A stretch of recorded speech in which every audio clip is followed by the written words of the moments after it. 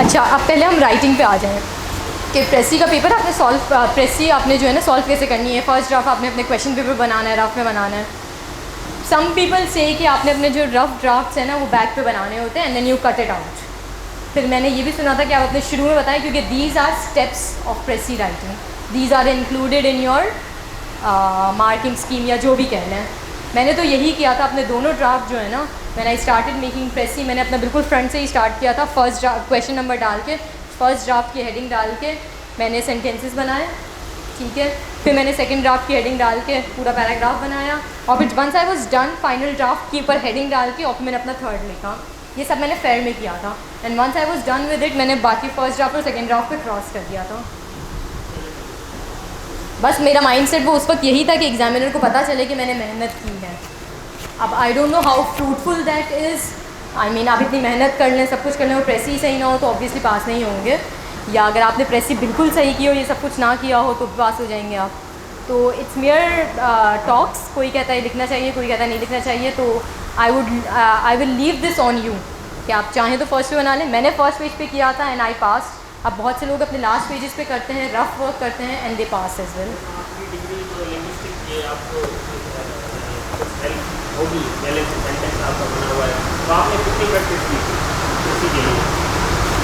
इस पर हम ना ही जाएँ तो ज़्यादा बेहतर है। मैंने कितनी प्रैक्टिस की थी, क्योंकि ये इट डज़ नॉट मैटर। आपकी बात बिल्कुल सही है कि मेरी प्रैक्टिस बहुत अच्छी खासी थी, क्योंकि हम जो है ना अपने आंसर्स लिखते थे वो भी ऐसे फॉर्म में लिखते थे। प्रेसी तो छोड़ ही देना, ठीक है। लैंग्वेज का इतना ज़्यादा इशू एज सच नहीं था मुझे, तो मैंने प्रेसी की और ग्रामर की, मेरे जो weak, basically you need to work on your weak points. तो I know these were not my weak points, I didn't work on them as such, I work on my weak points जो थे मेरे। तो मैंने इन पर इतना वाकई में फोकस नहीं किया था। I started gathering material. ऐसे की जो है ना मैंने प्रैक्टिस वगैरह नहीं की थी। आई स्टार्टेड गैदरिंग ऐसे मटीरियल समवेयर इन अक्टूबर, फरवरी में एग्ज़ाम होता है, अक्टूबर नवंबर, जब मेरी बाकी सारी प्रिपरेशन कंप्लीट हो गई थी। एज़ फॉर प्रेसी राइटिंग, आखिर के जो 4-5 दिन थे एग्ज़ाम से पहले, तब मैंने निकाल के एक आध दफ़ा प्रैक्टिस की थी, ठीक है। बट उसका रीज़न सिर्फ इतना ही था कि I had practice, I knew what I was doing. हाँ जी, मैं टाइटल पे भी आती हूँ, वर्ड काउंट पे भी आती हूँ। टाइटल, जब आपका टाइटल आपसे अक्सर प्रेसी में मांगते हैं, ठीक है, they ask you for title. नहीं भी मांगते तो 5 मार्क्स का आपका जो है ना टाइटल होता है, 15 मार्क्स की आपकी प्रेसी होती है। दिस वॉज समथिंग जो मुझे बताया गया था। अब आप अपने ऊपर हेडिंग तो डालेंगे फाइनल ड्राफ्ट की and then you will write your precis. फिर नीचे मैंने इस तरह से किया था, नीचे लिख दिया था टाइटल ऑफ प्रेसी, और फिर उसके बाद मैंने टाइटल लिख दिया था बेसिकली प्रेसी के एंड में, ठीक है। उसी के नीचे जो है ना आपने लिखना होता है अपने वर्ड काउंट भी। लेट मी जस्ट, यहाँ आपकी हेडिंग आ जाएगी फाइनल ड्राफ्ट की। This is your paper, right, this is your paper. आपने अपनी प्रेसी जो भी है वो लिखी। इसके बाद यहाँ टाइटल था, टाइटल लिख दिया, वर्ड काउंट, रिक्वायर्ड, प्रेसी। बल्कि रिक्वायर्ड ना भी लिखे तो सही है, सिर्फ अपनी प्रेसी के वर्ड काउंट लिखते हैं कितना है, जस्ट वर्ड काउंट कितना, आपका वर्ड कितने बने हैं along with your words in your title, इन सबको काउंट करके यहाँ लिख दें this is how it should look like, ठीक है। ये आपकी प्रेजेंटेशन के पॉइंट ऑफ व्यू से मैं बता रही हूँ कि टाइटल भी आपने लिखना होता है टाइटल की हेडिंग डाल के, और आपने अपने वर्ड काउंट भी मेंशन करने होते हैं। यस, एग्जैक्ट लिखने होते हैं वर्ड काउंट। अब मैंने तो एग्जैक्ट लिख के आई थी, क्योंकि मेरा वर्ड काउंट 794 के करीब आई थिंक बन रहा था और 95 की लिमिट थी, ऐसा कुछ मेरे बन गए थे। बट अब मुझे नहीं पता कि लोग जो है ना वर्ड काउंट फेक करते हैं या नहीं करते। बट द पॉइंट इज़ कि एग्जामिनर जो है ना 20,000 कॉपीज़ चेक करता है, और प्रेसी भी उसी ने रखी होती है या उसने देखी होती है एटलीस्ट। उसको पता होता है कि कौन कौन से मेन आइडियाज़ हैं, ठीक है, जो आपने ये चेक करना होता है कि स्टूडेंट ने अपनी कॉपी में लिखे हैं कि नहीं। लेट्स से 8 मेन आइडियाज़ हैं, जब वो उसको पता है ये 8 मेन आइडियाज़ हैं, ये मेन आइडियाज़ हैं, जब आपकी प्रेसी चेक करेगा ना उसके पास एक ना चेक बॉक्स बना हुआ, okay this is the idea, he has presented, ये आइडिया प्रेजेंटेड है, ये आइडिया प्रेजेंट है, ये आइडिया प्रेजेंट है, ठीक है, उसने सब कुछ कर लिया। उससे ज़्यादा वो आपकी ग्रामर चेक करेगा, उससे ज़्यादा वो आपका सेंटेंस स्ट्रक्चर चेक करेगा, तो even if you have written all your points, आपके जितने भी इंपॉर्टेंट आइडियाज़ थे आपने सब कुछ मेंशन किए हुए होंगे, सब कुछ होगा, पर आपकी ग्रामर का इशू होगा तो ऑब्वियसली वो पास नहीं करेगा। आपका प्रेसी एंड कॉम्पोजिशन में जो है ना आपकी चेक ही ग्रामर होती है, आपकी लैंग्वेज स्किल्स चेक होती हैं, ठीक है। तो एक तो वर्ड काउंट का मैंने बात कर रही थी कि एक तो उसको अंदाज़ा हो जाता है कि कौन कौन सा आपने आइडिया नहीं लिखा। अगर आपने 9 में से कोई 5 या 6 आइडियाज़ लिखे हैं, 1-2 आइडियाज़ छोड़ दिए हैं, तो ऑब्वियसली उसको पता चल जाएगा इसने पूरी प्रेसी नहीं बनाई। एक पॉइंट ये। दूसरा पॉइंट, उसको इतना भी अंदाज़ा हो चुका होता है कि एक प्रेसी जो है ना आपकी बनने के बाद कितने पेज पे आनी चाहिए। राइटिंग का थोड़ा बहुत होता है एक कि किसी की राइटिंग बड़ी होगी तो वो 1 पेज पे पूरी आ जाएगी, किसी की राइटिंग छोटी होगी तो वो 1 पेज से थोड़ा कम पे आएगी, बट मोर और लेस बराबर होंगी, ठीक है। तब this is something that I can not comment on कि अगर एक भी आइडिया मिस है तो वो लीथल है या नहीं है, हो भी सकता है नहीं भी हो सकता है, इट डिपेंड्स अपॉन योर किस्मत एंड एग्जामिनर। अगर वो इतना ज़्यादा रहम दिल होगा तो बोलेगा चलो कोई नहीं एक आइडिया मिस हुआ है, अगर वो बहुत ज़्यादा स्ट्रिक्ट होगा तो बोलेगा मिस कैसे कर दिया, इतना इंपॉर्टेंट पॉइंट है।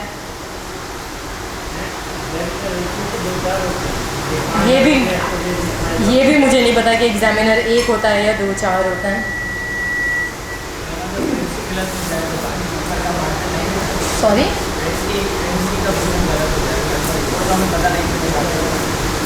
हाँ, there is one more myth कि प्रेसी कॉम्पोजिशन से रिलेटेड कि प्रेसी अगर आपने फ़ेल की तो आपका पेपर फ़ेल हो जाएगा। अब प्रेसी जो है ना आपकी फ़ेल होने की बात, किसी के पास कोई पेपर रखा होगा पास में, अभी हार्ड फॉर्म में, नॉट सॉफ्ट कॉपी। अगर आप प्रेसी एंड कॉम्पोजिशन का पेपर देखें ना तो आपका प्रेसी जो है वो 20 मार्क्स की होती है, ठीक है। बाकी पूरा का पूरा पेपर जो है ना 80 मार्क्स का होता है। सॉरी, प्रेसी 2 आ रही है? कब आई थी 2? कब आई थी 2? बेटा कभी भी 2 नहीं आई प्रेसी, क्या हो गया है? वो एग्जामिनर नहीं चाहते आपको फेल करना, वो चाहते हैं कि आप लोग पास हो जाएं। नहीं, प्रेसी एक ही आती है 20 मार्क की, बाकी पूरा पेपर 80 मार्क का होता है। अगर आप बिल्कुल एक कॉमन सेंस के पॉइंट ऑफ व्यू से भी बात करें ना, आप पूरे 20 मार्क की छोड़ कर आ जाएं और पूरा 80 मार्क सही कर लें, 80 मार्क के पेपर आपका पूरा का पूरा सही करके आ जाएं तो भी पास हो जाएंगे आप।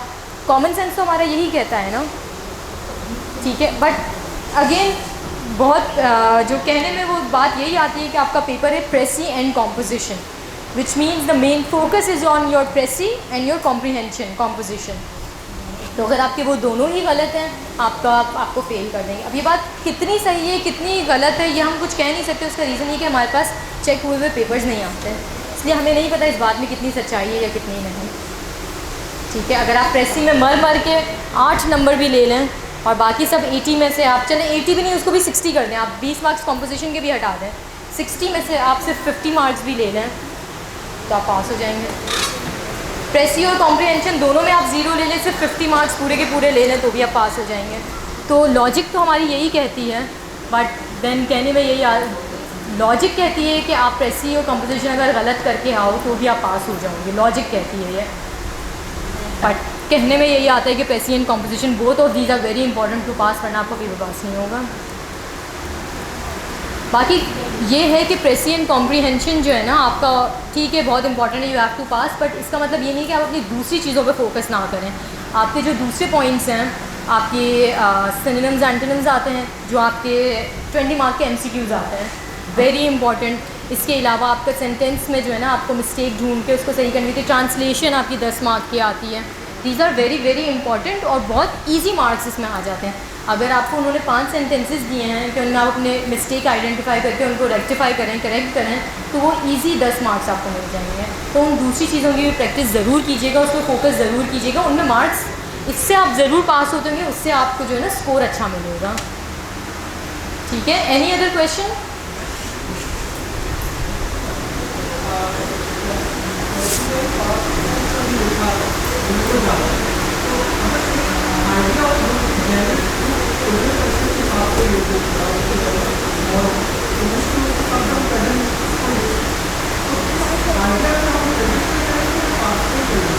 जनरल ट्रूथ या यूनिवर्सल ट्रूथ आपके होते हैं जो कि how do I define them? For example universal truth का कोई एग्जाम्पल बता दूँ मुझे प्लीज़, एक बस में एक। सनराइजेस फ्रॉम ईस्ट, ये यूनिवर्सल ट्रुथ है, सबको पता है। तो वो कह रहे हैं कि जब आप यूनिवर्सल ट्रुथ कह रहे होते हैं तो आप अपना टेंस जो है प्रेजेंट रखते हैं। यस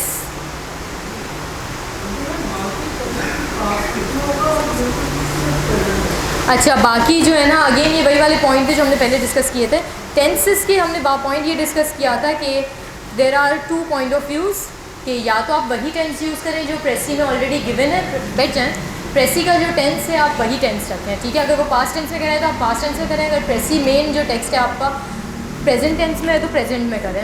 दूसरा पॉइंट ऑफ व्यू यही होता है कि आप पूरी की पूरी प्रेसी जो है ना अपनी पास्ट टेंस में करें। तो even if you are writing your precis in past tense, आपकी यूनिवर्सल ट्रुथ जो है वो आपके प्रेजेंट टेंस में ही आएंगे, simple present tense. Anything else? Precis की सॉल्व एग्जाम्पल। अच्छा, प्रेसी की प्रैक्टिस तो मुझे मैंने बताया था आप न्यूज़पेपर से कर सकते हैं, बट अगर आप सॉल्व एग्जाम्पल की बात कर रहे हैं तो रेनन मार्टिन में जो है ना आपकी प्रेसी होती है, उसकी सॉल्व एग्जाम्पल्स भी होती हैं। इसके अलावा exploring the world of English, उसमें भी आपकी प्रेसी भी होती है, साथ उसको सॉल्यूशन भी गिवन होता है। टीचर्स कहते हैं कि टाइटल जो है या तो स्टार्ट में होता है या एंड में, बीच में नहीं होता। क्या मतलब टाइटल या स्टार्ट में होता है या एंड में होता है? अच्छा, टाइटल इज़ समथिंग जो आपने खुद ढूंढना होता है, ज़रूरी नहीं वो स्टार्ट में हो या एंड में हो। अच्छा, स्टार्ट में और एंड में बोलने का लॉजिक ये है कि स्टार्ट में जो है ना आपके टॉपिक को इंट्रोड्यूस करवाया जाता है, इंट्रोडक्शन होता है। तो इंट्रोडक्शन ऑब्वियसली टॉपिक के बारे में, विच मीन्स आपको वहाँ से टाइटल मिल सकता है। बट एट टाइम्स ऐसा भी हो सकता है कि मिडिल में कोई पॉइंट जो है ना वो ज़्यादा इंपॉर्टेंट हो, उससे आप टाइटल बना लें। फॉर एग्जाम्पल क्लाइमेट चेंज की अगर बात करूँ, फर्स्ट पैराग्राफ में मैंने सिर्फ डिफाइन कर दिया क्लाइमेट चेंज क्या है, ठीक है, change in the climate over a period of time और ब्ला ब्ला, मैंने सिर्फ डिफाइन कर दिया उसको। Second, third, fourth, fifth paragraph में जो है ना मैंने आपको बताया हुआ है कि क्लाइमेट चेंज किस वजह से हो रहा है। तो अब ये टॉपिक आपका क्लाइमेट चेंज पे हुआ या कॉजेज़ ऑफ क्लाइमेट चेंज हुआ? कॉजेज़ हुआ क्योंकि उसके ज़्यादा पॉइंट्स हैं, ठीक है। अगर आपको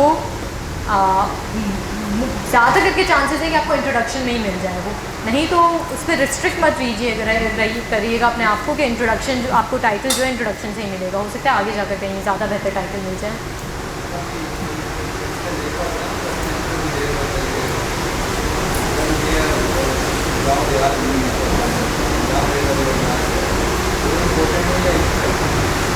this is an important fact.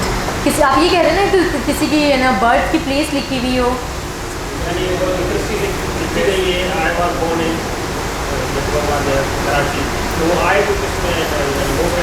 Author, अगर ऑथर अपना फर्स्ट पर्सन प्रोनाउन लिख रहा है ना, I was born in this this this, तो उसको आपने चेंज करना है, फर्स्ट पर्सन प्रोनाउन मीनिंग ना ऑथर वॉज बॉर्न इन, इस तरह से। या राइटर, जगह is an important fact. Title आपका हमेशा फ्रेजल फॉर्म में होगा, कभी भी कंप्लीट सेंटेंस नहीं होता आपका टाइटल, ठीक है।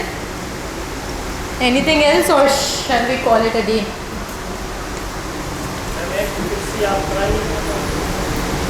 मैं आप लोगों को जो है ना नेक्स्ट क्लास में एक प्रेसी कर लेते हैं, नेक्स्ट क्लास में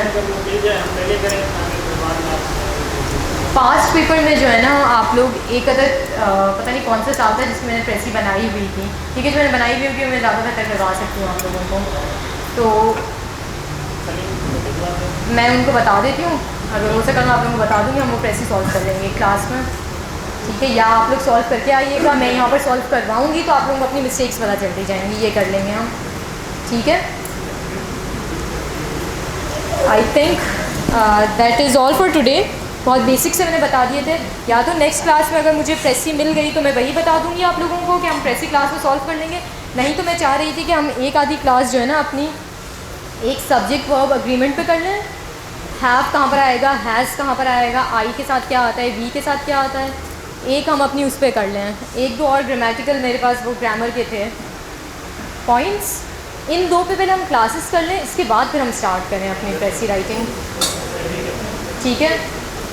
ये ज़्यादा बेहतर रहेगा। सब्जेक्ट वर्ब अग्रीमेंट कर लें, एक आधा और ग्रामर का पॉइंट है, एक्टिव पैसिव वॉइस के बहुत छोटे से 2-3 पॉइंट्स हैं, वो 15-20 मिनट में हो जाएंगे, उनको भी देख लेंगे। ठीक है, that is all for today. I hope this session was fruitful. आपके पास अब आप लोग जाकर जो है ना खुद इन रूल्स को अप्लाई करके कोशिश करें प्रैक्टिस करने की। जहाँ पर इशू वगैरह हो उन्हें नोट डाउन करें कि इसकी जगह हम क्या कर सकते हैं, उसे फिर हम नेक्स्ट क्लास में डिस्कस कर लेंगे। ठीक है, अल्लाह हाफ़िज़।